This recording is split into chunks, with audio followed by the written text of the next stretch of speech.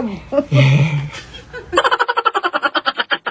Nagpatulong nga sa akin pumunta si ate sa San Fernando. Mamimili daw siya ng panghanda kasi magbe-birthday na daw siya. Sana all birthday. Charot. Sa Miyerkules pa pala yung birthday ni ate. In advance lang niya. Kasi wala kami sa Miyerkules dito. Yung palang kasama na yung magsi-celebrate. Yung mga customer sa computer shop. Nilaan din namin ng gantong araw kasi wala silang pasok. Dito din pala kami madalas dumaan sa may shortcut. Kasi nga shortcut yung daan. Charot. Pagkasakay nga namin ng minibus, standing ulit kami. Kasi ang dami na namang pasahero. Pagkarating nga namin sa San Fernando, sabi ko kay ate, pupunta muna ako ng bangko. Tapos siya naman, diretso na siya sa may grocery store. Nagtatanong pa nga siya ng una, bakit daw ako diretso ng bangko? Sabi ko naman sa kanya, may bibilhin lang ako. Pero wala naman talaga akong bibilhin. Pagkarating ko nga sa bangko, agad na akong kumuha ng number. Habang naghihintay pa nga ako dito, meron akong nakitang isang follower. Di daw niya dala yung cellphone niya. Kaya sabi ko, sama na lang siya sa vlog. At nang ilang minuto na kayo nakalipas, tinawag na din ako sa counter. Heto palang winidraw kong pera. Heto na din yung ibibigay kong regalo kay ate. Di ko kasi alam kung anong ibibigay ko sa kanya. Pero ilang araw ko din pinag-isipan to. Kaya alam ko magugustuhan niya to. Dumiretso na muna pala ako sa third floor kasi bibili ako ng bag na maliit. Kung ano nga yung una ko nakita dito, yan na yung kinuha ko. Di rin kasi ako marunong mamili ng design sa mga bag. Kaya ito na yung kinuha ko kasi mukha namang aesthetic. At saka binilisan ko na lang din kasi baka maghintay yun sa supermarket. Pagkatapos ko nga mabili tong bag, dumiretso na din ako dito sa may customer service. Bala ko din kasing ipabalot tong bag para maganda siyang i-unbox mamaya. Tinanggal ko na muna pala yung mga naman na nasa loob para pagbukas niya mamaya, yung pera lang yung makikita niya. First time ko lang palang gagawin sa kanya to. Dati kasi siya yung lagi nagbibigay sa akin, lalo na nung nag-aaral pa ako. Pagkatapos ko nga maayos yung bag, pinabalot ko na din kagad kay ate. Binilisan ko na lang yung paglalakad ko dito kasi baka maghintay yun sa supermarket. Pagkarating ko nga dito, naabutan ko pa siya nagbabayad. Hintay ko nga siya matapos magbayad bago ko binigay yung regalo. Sabi ko sa kanya, mamaya niya nabuksan. Pagkabigay ko nga sa kanya ng regalo, dumiretso na kami kagad sa nagtitinda ng cake. Nalagay ko na from Charot kasi Charot naman yung tawag nyo sa akin. Charot! Pagkatapos nga namin makabili ng cake, dumiretso na kami dito sa food court. Pati ba naman dito, standing kami. Charot! Heto lang din kasing bakanting table. Pagbukas nga niya doon sa paper bag, akala niya bag lang yung binigay ko sa kanya. Kaya naghahanap pa siya sa loob ng paper bag. Sabi ko naman sa kanya dyan, buksan niya yung sa loob, baka meron pa. At saka sabi ko sa kanya dyan, merong bato na nakalagay sa loob. Charot! Dito ko na pina-unbox sa loob ng mall. Baka kasi pag uwi namin, wala nang laman sa loob. Ako yung masusurprise nun. Charot! Di nga siya makapaniwala nung una. Akala niya pinagluloko ko siya. Pero deserve niya naman yan mga guys. Siya din kasi lagi sumusuporta sa akin kapag gumagawa ko ng vlog. Siya din yung unang naniwala sa akin. Nadarami yung mga followers ko.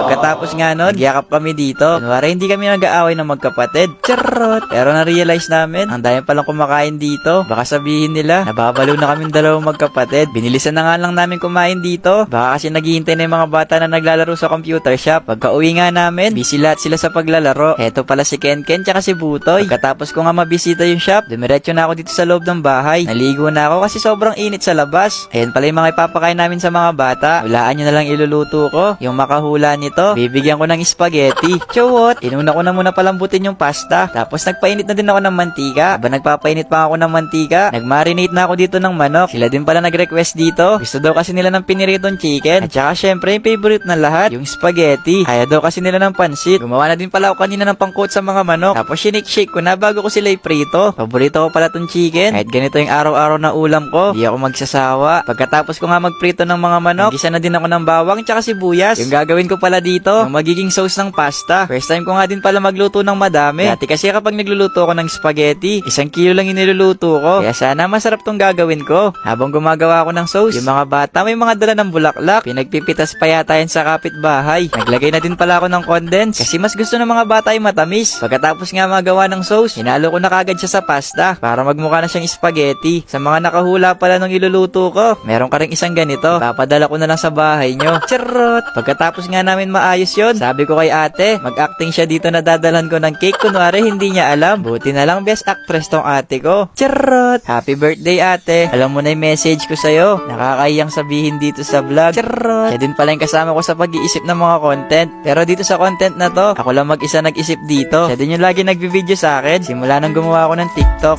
Ayun lang. Ay di pa pala tapos. Mamaya na ako magbababay. Ang sweet nga ng mga bata dito. Meron pa silang pabulaklak. Dati nga hindi ko kilala yung mga bata dito sa amin. Di rin kasi kami naglalabas. Pero nung nagkaroon ng piso net, dating tahimik dito sa bahay. Ngayon sobrang ingay na. Ito nga yung pangalawa nilang bahay. Nung kalagitnaan nga ng pandemic, halos dito na sila nakatira. Nag-uunahan pa nga sila nun. Nung dalawa pa lang yung computer. Sabi nga nila dyan, para din daw sila nag-Christmas party sa school. Ayun lang. Bye-bye!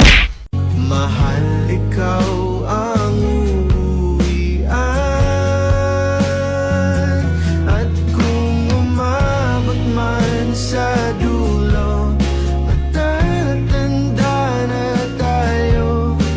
ikaw pa rin ang uuwian. At kahit na maghirap tayo, di na magbabago. Ang tagal na hindi nabubuksan yung mga piso net. Yung mga barya, sobrang naipon na din sa loob. Kaya ngayong gabi nga mga guys, samahan nyo muna kami magbilang. Kung magkano nga ba yung kinita ng piso net sa mga ilang buwan na hindi siya nabubuksan. Pagkatapos ko pala makapaglinis ng computer shop, ginawa ko na rin tong 2 balde para makapag-coins out na. Ang tagal ko na ang gusto mag-coins out. Kaso nga lang talaga naging abala. Kaya kayo lang din talaga nakapag-coins out. Bawat piso net din pala dito. Ilagyan ko na rin ng kanya-kanyang number yung mga susi. Ilang piraso din kasi yung mga piso net dito. Halos magkakapareho lang. Kaya para mabilis nga lang din buksan, ilagyan ko ng number yung mga padlock tsaka susi. Inuna ko na nga tong number 1 na piso net. Kasi dito sila madalas maglaro. Kaya etong piso net nga na to, sobra na puno na rin yung barya. Binuksan ko na din pala yung mga piso net ngayon. Kasi wala na rin kaming pampalit sa mga naglalaro. Maging yung mga nagtutongking, kailangan na din daw nila ng mga barya. Kaya kailangan ko na rin daw magbukas. Shot! Medyo marami nga kayo yung mako-coins out. Kasi ilang buwan nga din silang hindi nabubuksan. Ito pala yung maganda sa piso net. Kahit hindi mo siya madalas bantayan, meron ka pa rin income na pumapasok. Pero syempre mas maganda kung tututukan mo. May nabasa rin pala ako na nag-comment kung kamusta naman yung bill ng kuryente sa mga dami ng computer. Hindi naman din pala ganun kataas. Kumbaga sakto lang. Kada PC nga na nabubuksan ko dito, nalalaglag na yung mga barya sa lalagyan. Kaya yung ibang barya, natakpan na rin yung ibang parts ng computer. Hindi rin kasi maganda yung ganyan mga guys. Kaya kailangan mas maaga na rin tanggalin. Kasi baka masira din yung ibang parts. Lalo na sobrang sensitive din yung mga nasa loob. Ay kapag may nasirang isa dyan, baka yung ilang araw na pag coins out, kulang pa sa pambili ng computer. Chot!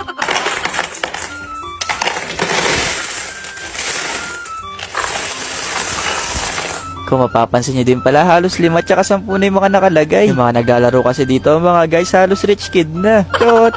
Kahit tinawag kasi tong piso net, minsan yung machine hindi niya tinatanggap yung piso. Mas gusto pang ihulog yung 5 piso tsaka 10. Pero ayos na din yun, kasi di rin siya mahirap bilangin. Eh kapag pa piso-piso kasi, baka 5 araw pa kami magbilang, di pa kami natatapos. Yung mahirap lang din kasi sa pagko-coins out mga guys, yung pagbibilang lang din talaga ng barya. Kasi sa totoo lang sobrran tagal. Umabot din kayang yata ng 3 hanggang 4 na oras. At lahat nga ng piso net dito, di naman din para-pareho yung laman. Katulad nga nitong pang-4 na piso net, ilan lang din talaga yung barya. Kapag onti lang yung barya mga guys, ibig sabihin ayaw nila yung computer na yun. Ewan ko ba, kahit brand new ko naman lahat silang binili, meron talagang computer na sirain. Kaya dito sa linyang to, eto na yung mga na-coins out namin. Halos nakalahati na nga yung isang balde. Kaya diretso naman tayo dito sa kabilang linya. Pagpasensya nyo na din pala kung medyo maalikabok sa loob. Mamaya na lang din namin siya lilinisin. Focus muna tayo sa pagko-coins out para magkaalamanan na rin kung magkano lahat yung naipon.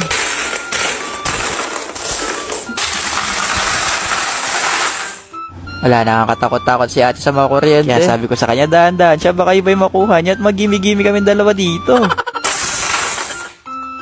Medyo marami din pala yung kabilang parte. Kasi dito yung tabi ng electric fan. Kaya gusto rin talaga nila pumipwesto dito. Pagkatapos pala namin makapag-coins out sa loob, lumabas naman kami para tignan doon yung sa labas. Kadalasan din pala sa mga customer, gusto rin nila dito sa labas. At yung mga naglalaro nga dito, sila yung mas gusto nila yung tahimik. Kabaliktaran nga. Kasi kapag marami naglalaro sa loob, sabay-sabay din sila nag-iingay.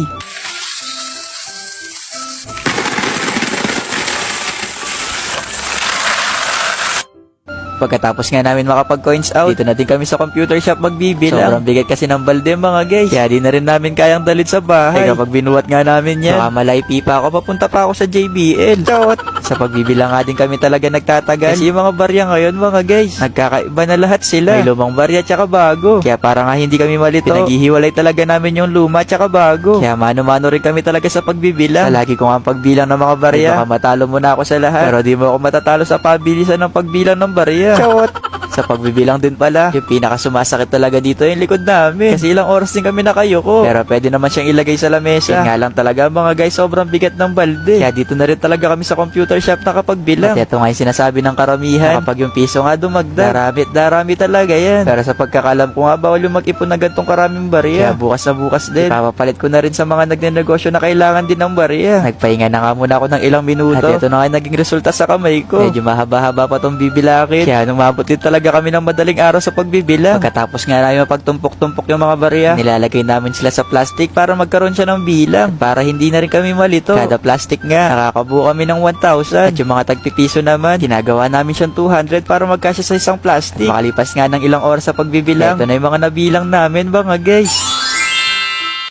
Sobrang pagod nga namin ngayon. Kaya sobrang sumakit din yung likod namin. Pagkatapos nga namin makapagbilang mga guys, lumabas na nga muna kami para makahanap ng makakain. Naubos na din kasing lutong ulam sa bahay. Kaya naganap na muna kami na malapit na fast food kung saan kami pwede kumain. At yung mga ibang natirang barya nga yung pangbabayad namin dito. Kaya sa ngayon nga mga guys, kakain na nga muna kami magkakapatid. Kaya sa mga gusto ng mga barya dyan, i-chat nyo lang ako. Makikipagpalit ako sa inyo. Ayun lang. Bye-bye!